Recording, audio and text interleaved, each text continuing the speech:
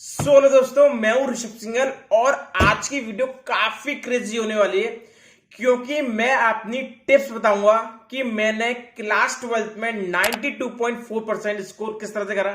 Oh my God! Wow!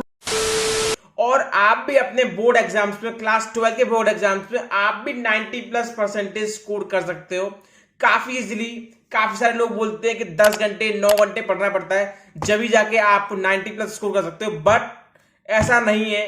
काफी decent पढ़ाई करी थी मैंने क्लास 12 में और फिर भी मेरे 92.4% आए। कॉमर्स प्लस मैथ्स थी मेरे पे क्लास 12 में और 1920 वाले बैच में मैंने अपना क्लास 12 फिनिश करा है और अभी मैं बीकॉम फर्स्ट ईयर कर रहा हूं। और आप में से कुछ लोगों को लगता है कि मैं अभी सीए कर रहा हूं, बट मैंने सीए छोड़ दी है। वो आगे वाले वक्त में बताऊंगा आपको अगली वीडियो में कि मैंने सीए क्यों छोड़ दी और बताऊंगा कि मैंने 92.4% किस तरह से स्कोर करा। और चलो शुरू करते हैं। तो करना, परेशान हो गए हम लोग 2.5 साल से। ये भी परेशान हो गए, हम भी परेशान हो गए, करो फिर। सो मैं अपनी पर्सनल 4 टिप दूंगा और बताऊंगा कि 4 टिप आपको फॉलो करनी है और किस तरह से आप 90+ स्कोर कर सकते हो काफी इजीली। कितनी बड़ी बात और पहली टिप है, कम पढ़ो बट स्ट्रेटजी से। इसका मतलब यह है कि बेशक आप 10 घंटे 9 घंटे पढ़ने की बिल्कुल भी नीड नहीं है रोजाना। आप बेशक 2 से 3 घंटे रोजाना आप पढ़ सकते हो, बट जो भी कुछ पढ़ो आप एकदम स्ट्रेटजी से पढ़ो। मतलब मैं ये करता था कि जो भी टॉपिक मैं अगर उठाता था उसको मैं फुल कंप्लीट करता था। कोई भी टॉपिक पढ़ो, जैसे कि आपने अकाउंटेंसी में रेशियो चैप्टर आपने स्टार्ट करा तो उसके जितने भी फॉर्मूले हैं, जितने भी क्वेश्चंस हैं, उसको अच्छे से कंप्लीट करो कि कोई ये ना कहे कि आपने वो चैप्टर करा है तो आपको ये क्यों नहीं आता। आपने वो चैप्टर करा है तो आपको उसके बारे में सब कुछ नॉलेज होनी चाहिए। ये एक फर्स्ट स्टेप होती है आपको अगर 90+ स्कोर करना है तो। मजा आया। और एक और डिसएडवांटेज बताऊं आपको आधा अधूरा चैप्टर पढ़ने के बाद, कि आपने अगर कोई भी चैप्टर आधा अधूरा पढ़ लिया है और आप सोचे चलो ये आधा बाद में मैं पढ़ लूंगा, तो जब आप दोबारा से एक चैप्टर आपने एक और दोबारा पढ़ लिया, फिर आप दोबारा से उस आधे चैप्टर पे आते हो तो आप दोबारा से आपको वो पढ़ना पड़ेगा क्योंकि आपने उसे आधा छोड़ा था। तो आपके जो कॉन्सेप्ट होते हैं उसके पहले के वो भी आप भूल चुके होते हैं। टाइम कंज्यूम बहुत ज्यादा होता है। इससे अच्छा अगर आप पूरा चैप्टर कंप्लीट कर लोगे फिर दोबारा से उस चैप्टर पे आओगे तो आप दोबारा से उसे पढ़ोगे तो आपका रिवीजन होगा और रिवीजन के साथ साथ आपको वो कॉन्सेप्ट अच्छे से दिमाग में बैठ जाएगा। तो सबसे बड़ा एग्जांपल यही है कि आप भूलते इसलिए क्योंकि आपने पहले उस चैप्टर को अच्छे से कॉन्सेप्ट क्लियर नहीं करा होता है। तो चलो बढ़ते हैं हमारे सेकंड टिप की ओर। तो सेकंड टिप है मेरी, फोकस ऑन प्रेजेंटेशन। ये चारों टिप में से सबसे ज्यादा फेवरेट टिप है मेरी क्योंकि प्रेजेंटेशन एक है ही ऐसी चीज कि अगर 2 स्टूडेंट ने सेम टू सेम आंसर्स लिखे एग्जाम्स में, फिर भी अगर एक की प्रेजेंटेशन काफी अच्छी है और एक की प्रेजेंटेशन है, उसका खाली समझ में आ रहा है क्या लिखा है उसने, प्रेजेंटेशन इतनी अच्छी नहीं है, बट दोनों ने एकदम सेम टू सेम आंसर्स लिखे हैं, एकदम कॉपी पेस्ट, फिर भी अगर टीचर उसके चेक करेगा आंसर तो जिसकी प्रेजेंटेशन अच्छी होगी उसको लगभग 5% मार्क्स एक्स्ट्रा मिलेंगे। मैं श्योर हूं क्योंकि प्रेजेंटेशन काफी ज्यादा मैटर करता है। म्यूजिक।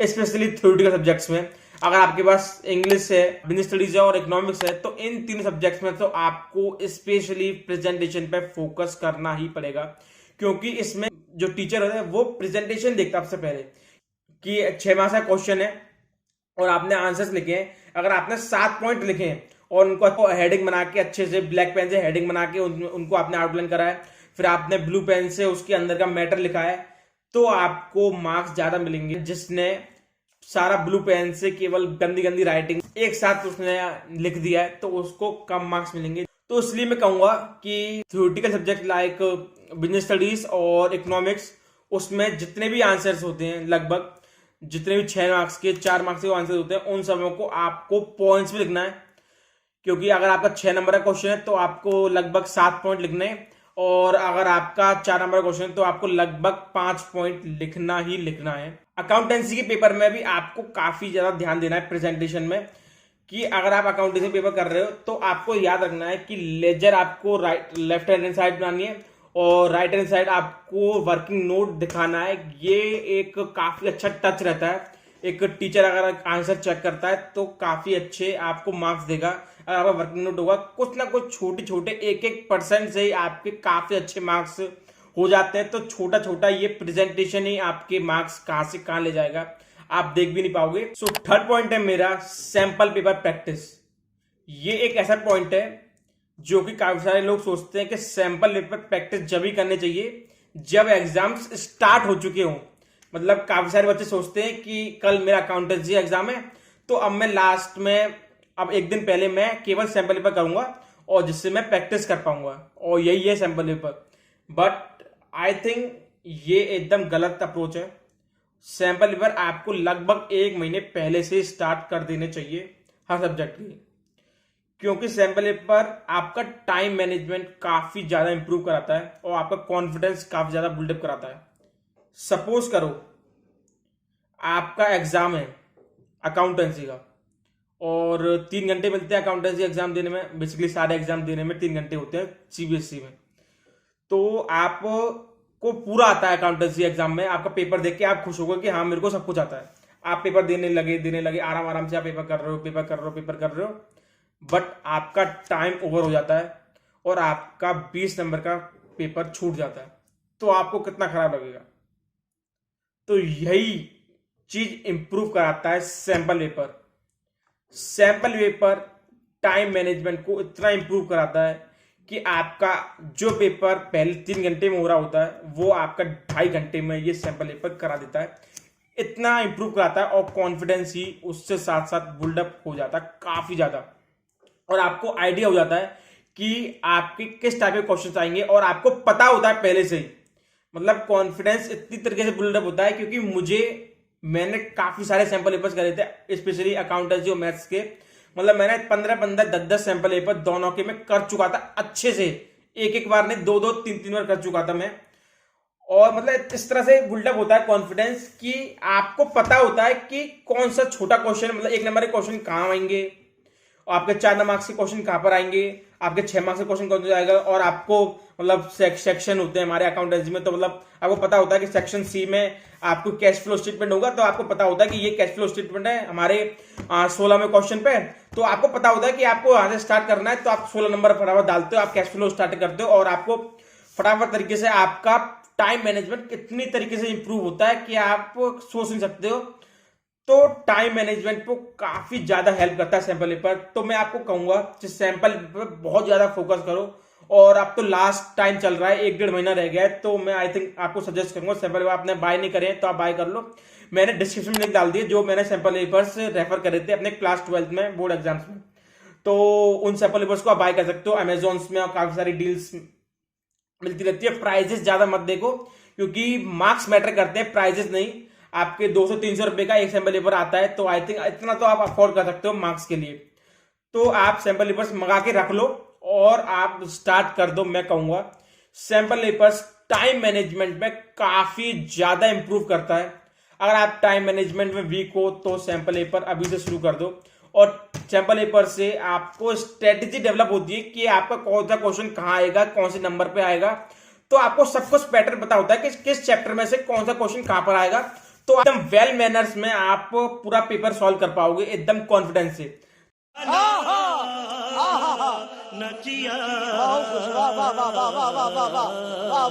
तो ये मेरी थर्ड टिप थी। अब मैं आता हूं फाइनल टिप, फोर्थ टिप की तरफ। तो मेरी फोर्थ और फाइनल टिप है एग्जाम के रिलेटेड। अगर आपने कोई चैप्टर छोड़ दिया है तो मैं सजेस्ट करूंगा 1 दिन पहले 2 दिन पहले कभी मत पढ़ना। कुछ भी नहीं होगा, सब कुछ भूल जाओगे आप, कोई फायदा नहीं होगा। उसको छोड़ दिया है तो छोड़ दिया है। अपने इतने साल 1 साल से नहीं करा तो आप लास्ट 2 दिन में आप कुछ भी नहीं कर पाओगे। आपको फोकस करना है, जो आपको आता है उसको एकदम अच्छे से कंप्लीट कर लेना है, रिवाइज अच्छे से कर लेना है जितना भी आपको आता है। क्योंकि मैंने भी यही करा था, 4 सब्जेक्ट्स में मैंने काफी अच्छा स्कोर करा था। अकाउंटेंसी, इकोनॉमिक्स और बिजनेस स्टडीज में मेरे 95 थे तीनों में, और मेरे इंग्लिश में थे 96, और मेरे मैथ्स में सबसे कम रह गए थे 81, क्योंकि मैंने मैथ्स में काफी कम ध्यान दिया था स्टार्टिंग से ही।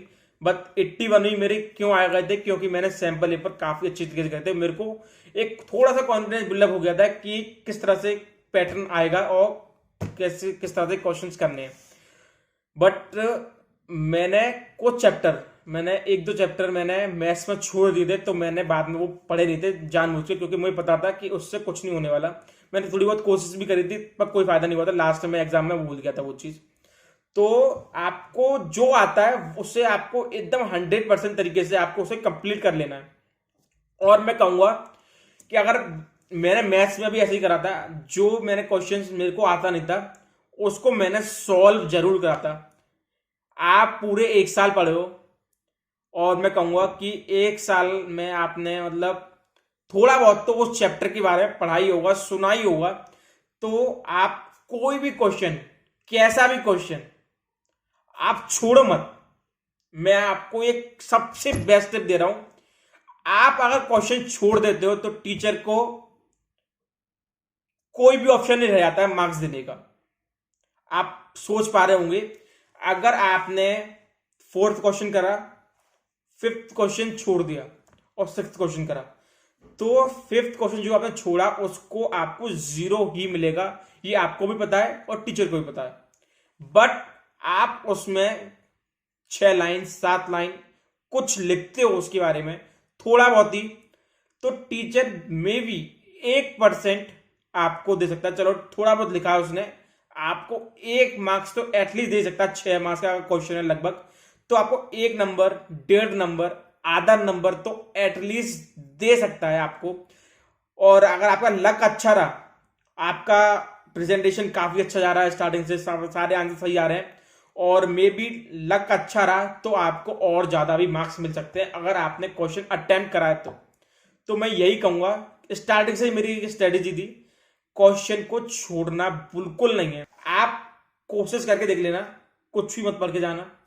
तो प्री बोर्ड में आप एक ट्राई मार के देख लो किसी एक सब्जेक्ट में, आप एक भी क्वेश्चन मत छोड़ना, सारे क्वेश्चन अटेम्प्ट करना अच्छे से।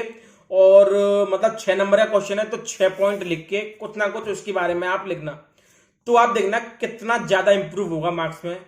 तो ये एक फाइनल टिप थी मेरी कि प्रेजेंटेशन में ध्यान दो, जो भी करो उसको फुल 100% करो, कुछ भी बीच में मत छोड़ो आधा अधूरा। मेरे को वो पसंद नहीं आता, मैंने कभी नहीं करा। जो करना है उसे अच्छे से करो, नहीं तो मत करो। और इस तरह से मैंने मैथ्स करी थी। 1-2 चैप्टर मेरे को अच्छे नहीं लगे थे, मुझे मन नहीं करा था पढ़ने का, वो मैंने बिल्कुल छोड़ दिए थे। और जो मैंने करे थे वो मैंने एकदम 100% अच्छे से करे थे। और यही कहूंगा मैं। और आपके एग्जाम्स आ रहे हैं, best of luck for your exams. I am sure कि आपके आज तक के अब तक के सबसे ज्यादा मार्क्स आने वाले क्लास 12th में। ये मैं ही नहीं, हर कोई कहता है, और मेरे साथ भी ऐसा हुआ था। मेरे आज तक के सबसे ज्यादा मार्क्स थे 92.4% क्लास 12th में, और आपके साथ भी ऐसा होने वाला है। तो बेस्ट ऑफ लक, और पढ़ाई करो। और आगे 1-2 वीडियो और आने वाली है कि मैंने सीए क्यों छोड़ी। तो बस यही था आज की इस वीडियो में। आई होप आपको अच्छी लगी हो और आपको थोड़ा बहुत मोटिवेशन मिला हो। तो बस यही था। और अगर आपको अब तक चैनल को सब्सक्राइब नहीं करा है तो चैनल को सब्सक्राइब करो, और 1000 सब्सक्राइबर्स के काफी करीब है। तो बस यही था। Thank you.